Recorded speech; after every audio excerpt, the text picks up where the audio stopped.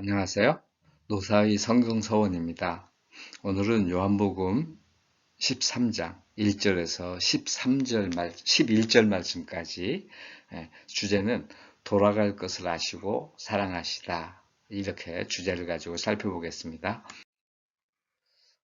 돌아갈 것을 아시고 사랑하시다. 1절에서 3절 먼저 나오는데 보게 되면 13절에 6월절 전에 예수께서 자기가 세상을 떠나 아버지께로 돌아가실 때가 이른 줄 아시고 세상에 있는 자기 사람들을 사랑하시되 끝까지 사랑하시니라. 우리가 11장에서 그 나사로가 부활을 하고 12장에서 이제 그 마리아의 그 헌신 이러면서 예수님이 이제 잠시 숨으셨다가 마지막 나를 따르는 자들이 나와 함께 할 수 있다 이러면서 복음을 전하셨잖아요. 그리고 지금 이제 예수님의 마지막 그 주간에 예루살렘에서의 행적을 기리는데 요한이 지금 예수님이 돌아가시고 나서 아마 수십 년이 흐른 다음에 이거를 생생하게 기억하면서 쓰고 있지 않겠어요? 이 분위기 전환을 유월절이라는 말을 쓰면서 인간적인 정리에 빠지지 아니하고 예수님의 세상을 떠남을 복음적으로 승화시켰다. 이렇게 생각해 보고 싶어요. 일단 유월절 전에 이렇게 얘기함으로써 어린 양의 죽음, 유대인들에게는 매년 유월절이 되면 어린 양을 제물로 드리잖아요. 그리고 해방, 이게 늘 매치가 되는데 바로 그리스도의 죽음과 구원을 암시하게 해주는 절묘한 전환점이다. 이렇게 저는 생각해 보고 싶어요. 그러면서 이제 돌아갈 것을 아시고 나는 그 11절에서의 돌아갈 것을 아시는 것과 지금 이 1절 말씀에서의 돌아갈 것을 아신다는 걸 좀 구분해서 생각하고 싶어요. 여기 돌아갈 것을 아시고는 세상에서 육신으로 계셨던 그런 모습에서 물러나는 것이다. 이렇게 보여지는 거예요. 우리 인간적인 표현이 그것밖에 없으니까 우리 그리스도, 성육신하신 그리스도의 신분과 지위와 역할이 바뀌어지는 거죠. 뭐 바뀌어지는 것보다 온전해지는 거지요. 옛날에 물론 육신과 영의 인간의 육신과 영의 모습을 지닌 그것도 그리스도의 사역에 결코 빼어놓을 수 없는 하나님다우신 사역입니다. 그럼에도 불구하고 여기서 돌아갈 걸 준비한다는 것은 지금 이런 사명에서 물러납니다. 그러면서 하신 일이 자기 사람들을 끝까지 사랑하셨다. 에가페산 이렇게 돼 있거든요. 에이스, 텔로스 이거는 텔로스가 끝이에요. to the end 영어로 말하면 그렇게 돼 있는데 사실은 끝까지 사랑하셨다는 말에는 십자가에 달려 돌아가시고 부활하시고 세상을 다스리시고 말씀으로 계시고 이런 모든 게 다 포함되는 거지요. 그래서 그리스도께서 우리를 끝까지 사랑하시는 게 얼마인지 솔직히 우리는 모릅니다. 그러나 우리에게 들어오는 개념들로 보더라도 도저히 인간으로서는 어떤 피조물도 감당해낼 수 없는 그런 사랑을 하셨다는 걸 알 수가 있는 거지요. 우리가 이걸 확실히 믿어야 됩니다. 가룟 유다는 그 마귀가 가룟 유다의 마음을 훔쳤습니다. 2절에 보니까 마귀가 벌써 시몬의 아들 가룟 유다의 마음에 예수를 팔려는 생각을 넣었더라 이렇게 돼 있거든요. 뭐 우리가 그 헬라어로 구체적으로 생각을 안 해보더라도 그 사도 요한이 갖고 있는 생각이 가룟 유다는 도대체 인간으로서는 예수님을 배반할 수 없었다는 거예요. 자기들이 받은 사랑을 다 알잖아요. 물론 이 전에도 이 이후에도 지금 나오고 있지만요. 그런데 이렇게 된 거는 저건 마귀가 한 거야. 모든 인간은 마귀에 의한 지배. 이런 요소는 아마 사도 요한 자신에게도 이런 경험이 있었으리라고 봐요. 아마 이렇게 사탄에 의해서 마귀에 넘어져 가지고 예수님을 모른다고 했을 때가 있었을 것 같아요. 그리고 성경으로 보면 그전에도 제가 말씀드렸습니다만서도 베드로와 요한은 친근한 관계가 있었던 것 같아요. 더 무슨 인척 관계나 뭐가 맞았대거나 어쨌든 제가 보일 때 그런데 베드로의 실패는 사도 요한에게 엄청난 경각심을 주었을 거라고 보여지는 거예요. 어쨌든지 가룟 유다의 마음을 마귀가 훔쳤다. 대단히 이거는 신학적인 표현이고 굉장히 승격해서 왜?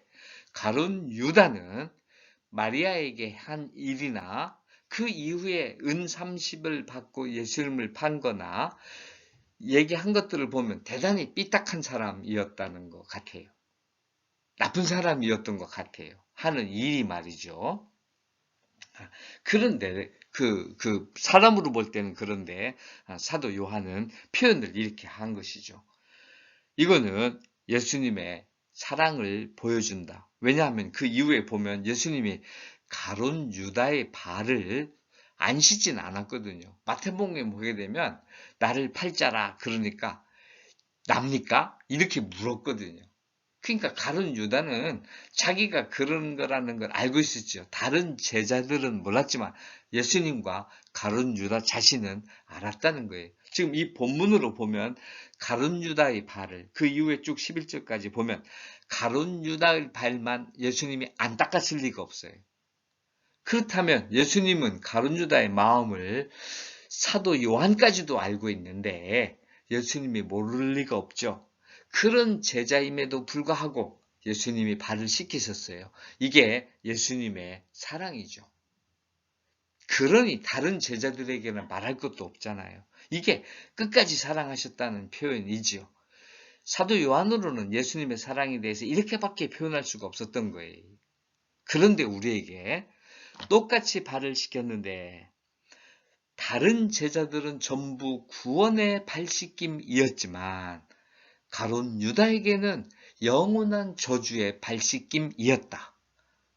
이것이 성경 말씀이 어리석은 사람들에게는 멸망의 길이잖아요. 그러나 십자가의 도를 믿는 자들에게는 구원의 길이 되는 거지.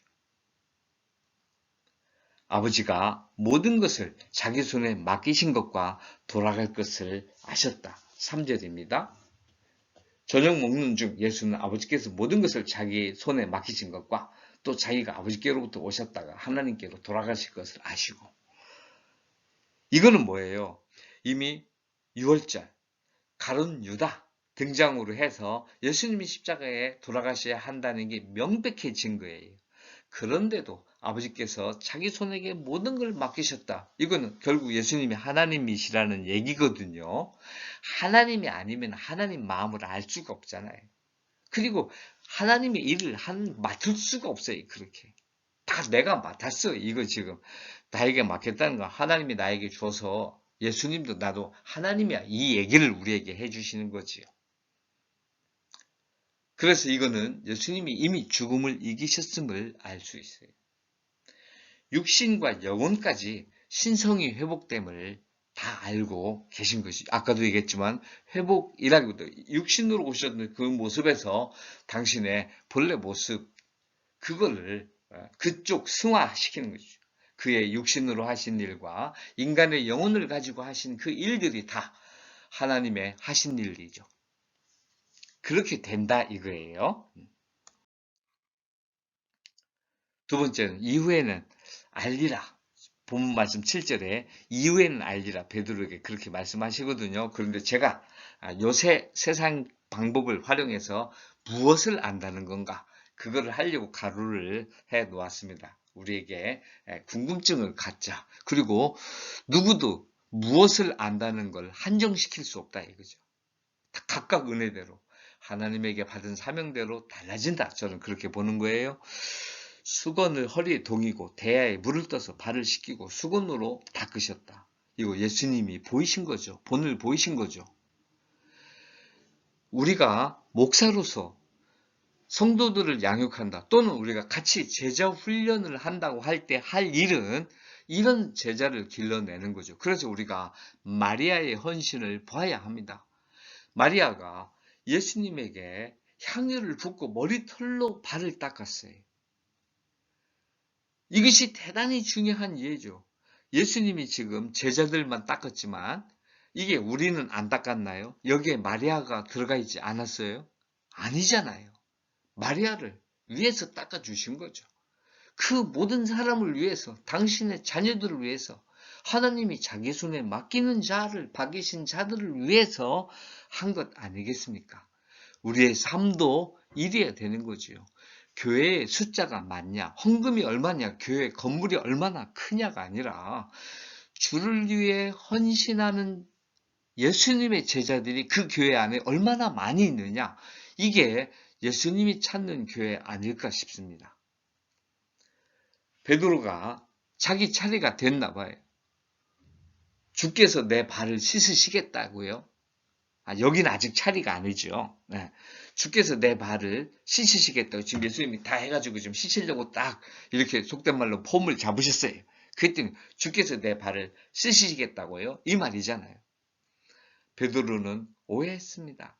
이것은 예수님이 내가 너희들을 사랑한다, 이런 거고 구원의 실천이란 말이에요.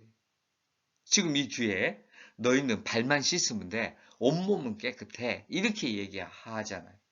여기 씻음의 의미는 이따가 나오겠습니다만서도 구원의 의미로 해석이 안 될 수가 없는 거잖아요. 우리가 몸소 이렇게 예수님의 모범을 따르고 씻고 하는 건 뭐죠? 그리스도의 구원을 알리는 거죠. 그리스도가 구속자라는 걸 알리는 거죠. 내가 겸손하니까 내 모습을 알아줘, 그게 아니잖아요. 이 베드로가 이렇게 말해서는 결코 안 되는 거죠. 그랬더니 예수님이 7절에 뭡니까? 예수께서 대답해 이르시되 내가 하는 것을 내가 지금은 알지 못하나 이후에는 알리라. 이렇게 되어 있어요. 메타타오타. 이후에는 알리라. 기노스케 미래형으로 되어 있거든요. 기노스케세 이렇게. 이건 그리스도의 종의 성김을 따라 복종하며 그대로 실천할 것을 알게 될 것이다. 제가 이제 생각해 본 거예요. 그리고 우리가 구원받았다는 것, 그리스도는 하나님이시라는 것, 구속주이시라는 것, 성경에 쓰여져 있는 모든 내용이 다 그리스도와 관련됐다는 것, 이런 것들을 알게 된다는 거죠. 그리고 저는 마지막에 이것은 그리스도의 약속이자 축복이다. 베드로가 몰랐던 것처럼 우리도 모릅니다. 안다고 하는데도 불확정합니다. 많이 흔들립니다. 그런데 이 말은 뭐죠?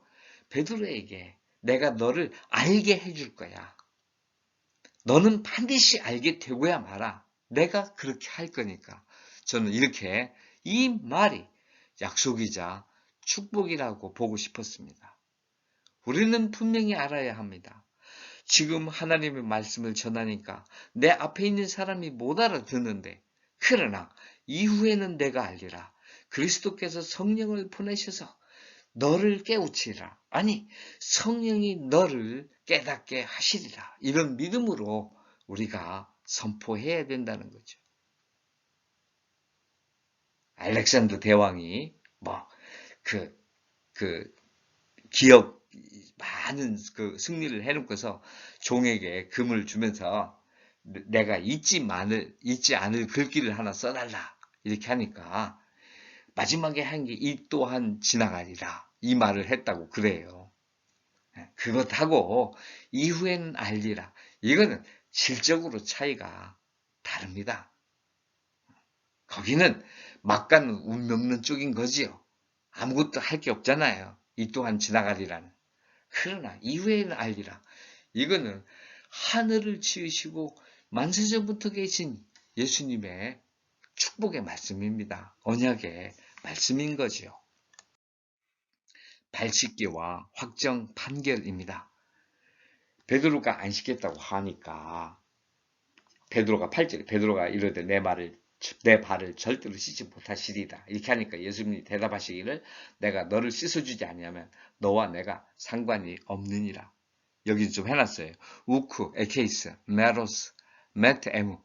여기 메로스는 영어로는 파트라고 번역되어 있더라고요. 부분, 몫이에요. 몫. 너는 나와 관계, 나와 함께 몫이 없어. 이 말이죠. 엄청난 우리 말로는 넌 나와 상관이 없느니라. 나를 전혀 모르는 사람이야. 이렇게 했는데, 네, 우리 이건 문화적인 풍토죠. 앞으로 난 너 상관하지 않겠어. 이건 절연하는 거 아니겠어요? 네, 우리적 표현이에요. 상당히 괜찮은 번역이에요. 서양인들은 뭔가 몫이 있어야 돼. 국체적인 거, 이런 것들이. 어쨌든지 말이죠. 이렇게 되면 예수님과 아무 상관이 없다. 내 발을 씻지 않는 여기에 이렇게 의미를 볼 때 내 발을 씻지 않냐면 이거는 그리스도의 구원의 원리가 담겨 있습니다. 예, 의롭게 칭의를 입는 겁니다. 이렇게 예수님이 씻어 주심으로써만 말이죠. 누구도 안 되는 거 아니겠습니까? 따라서 발을 씻는다는 건 죄의 용서, 새로운 삶을 제공해주고 그리스도의 속죄 희생으로 우리의 죄를 씻으셨다는 거죠. atoning sacrifice. 이렇게 죄를 속죄해주는 희생이란 말이에요. 이런 의미가 담겨 있다. 이 부분은 말이죠. 제가 칼뱅의 주석을 활용했습니다. 이 세 부분은 온몸이 깨끗하니라. 구원받은 자들이 그러하다. 이 온몸이 깨끗하다는 건 말이죠. 내 몸이 건강하다 그럴 때 내 몸의 어느 한 부분도 완전해서 다 건강하다는 그런 건 아니잖아요. 어디 부분적으로는 문제가 있단 말이에요. 예수님이 지금 그 홀로스, 내 몸이 그 건강하다 했을 때 이거는 뭐 사르크스, 이거는 말이죠. 다른 거 아니에요. 너희가 내가 지금 발 씻어주니까 내가 이미 구원했으니까 예정했으니까 너희는 깨끗해. 그런데 이렇게 죄 지은 것들을 자꾸 씻어야 돼. 이게 발 씻는 거잖아요. 이거란 말이에요. 이게 구원받은 자들은 그러합니다. 우리가 하나님의 몇 번 구원받았다고 확신했으면 무슨 일이 나가지고 안 되면 말이죠. 내가 저주받았어. 나는 택한 자가 아닌가 봐. 이렇게 가지 말자는 거죠.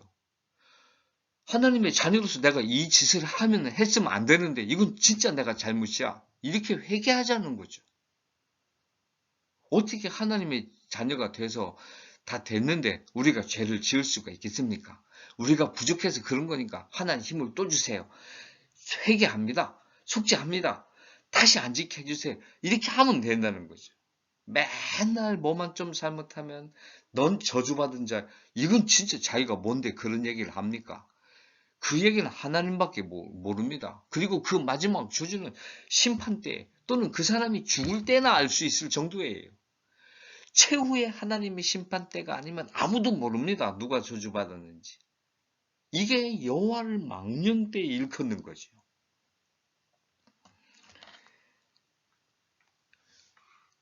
확정 판결입니다.